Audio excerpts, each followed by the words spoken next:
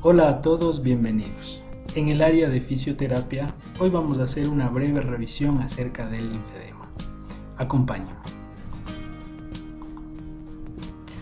Vamos a definir el linfedema como un aumento anormal de líquido rico en proteínas en el espacio intersticial, debido a una alteración en la capacidad de transporte del sistema linfático, que se va a manifestar por un incremento de volumen o hinchazón de una extremidad o parte del cuerpo. El líquido intersticial es el líquido que se encuentra rodeando a las células y las ayuda en la comunicación, la nutrición y la remoción de los desechos celulares. Haciendo un pequeño recuerdo anatómico, vamos a decir que el sistema linfático es una parte de la circulación periférica que está compuesto por un sistema superficial y otro profundo, con estaciones ganglionares y conexiones entre ambos. Los colectores en las extremidades discurren paralelos a las venas y, al igual que ellos, están dotadas de válvulas que van a asegurar el flujo unidireccional centrípeto.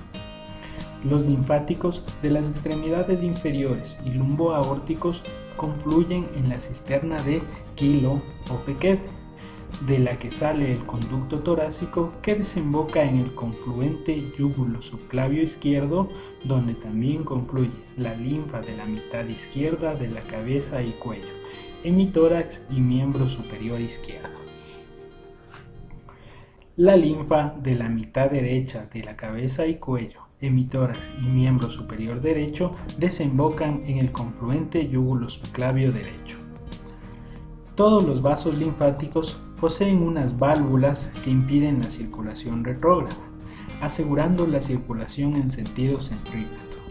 Existen además unas unidades funcionales llamadas linfangiones, que son segmentos de vaso comprendido entre dos válvulas con actividad contráctil propia merced a las células musculares lisas y terminaciones nerviosas que poseen. Los linfangiones se contraen entre 6 a 12 veces por minuto y el estímulo para su contracción es la distensión de sus paredes por el líquido en su interior. Hablando un poco de la patogenia, vamos a decir que el sistema linfático cumple dos funciones. Una inmunológica, que se encarga del transporte de antígenos desde los tejidos a los órganos linfoides para producir las reacciones inmunes. Y dos, la homeostática extravascular, que reabsorbe y devuelve a la circulación los cuerpos proteicos y proteínas plasmáticas que continuamente están abandonando los capilares hacia el intersticio. La circulación arterial y venosa interactúan con la linfática merced al equilibrio capilar de Starling, que controla las fuerzas que gobiernan el flujo transcapilar de líquidos. Y vamos a encontrar ahí dos presiones hidrostáticas y dos presiones osmóticas. Las presiones hidrostáticas van a ser la fuerza de empuje que ejerce el agua sobre una superficie, y la presión osmótica son la que ejercen los osmoles, que al no poder atravesar la membrana van a generar una succión, en este caso las proteínas a través del capilar, y por su ubicación las vamos a llamar presión hidrostática capilar.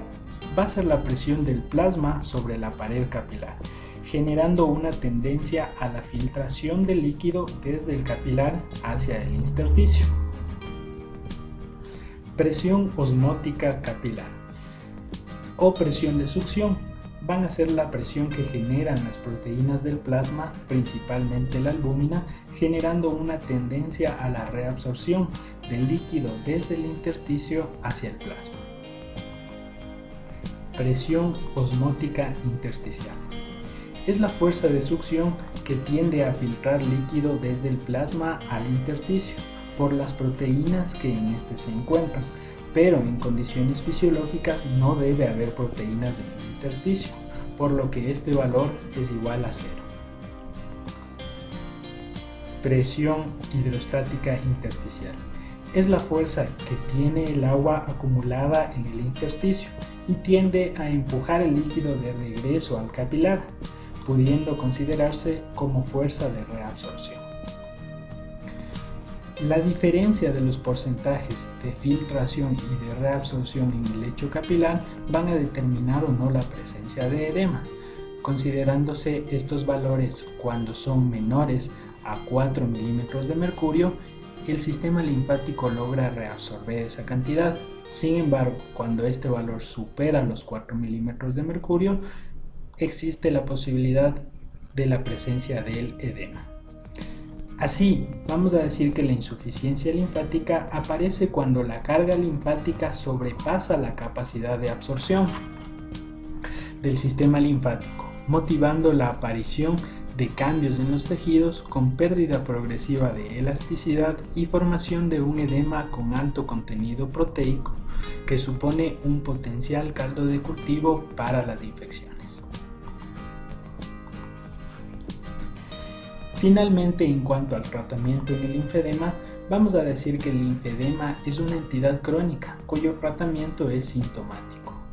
Una vez establecido el linfedema, no existe un tratamiento curativo, por lo que los objetivos se centran en disminuir el volumen, reducir los síntomas y evitar la progresión y las complicaciones. No existe consenso en la aproximación terapéutica óptima del linfedema, pero la mejor evidencia hasta la fecha se basa en la terapia física compleja o terapia descongestiva, que esta consiste en una serie de medidas que se caracterizan por ser coadyuvantes y que no deben aplicarse de manera aislada. Se compone de medidas que deben aplicarse el propio paciente y terapias aplicadas por el personal especializado. Entre estas tenemos el drenaje linfático manual, que permite el vaciamiento del edema de la zona proximal a la distal, desarrollando vías de derivación secundaria por anastomosis y estimulando la contracción del linfangioma. También tenemos los vendajes de baja elasticidad o vendajes multicapa con vendas de baja elasticidad del 70%, que permiten presión baja en reposo y alta en el movimiento, y además la presión neumática secuencial intermitente, que consisten en aparatos que crean un gradiente de presión en sentido distal a proximal. Finalmente, entre las técnicas de apoyo podemos mencionar a la terapia postural, que básicamente consiste en la terapia en declive, aguantando entre 5 a 8 minutos y de 4 a 6 repeticiones. Además tenemos a la hidroterapia, como la natación, el hidromasaje, baños en piscina y los baños en contraste o distérmicos. Finalmente, los ejercicios respiratorios, que son parte vital de la cinesiterapia descongestiva, ya que durante la fase expiratoria la linfa fluye hacia el conducto torácico y durante la inspiración fluye hacia el sistema venoso. Muchas gracias.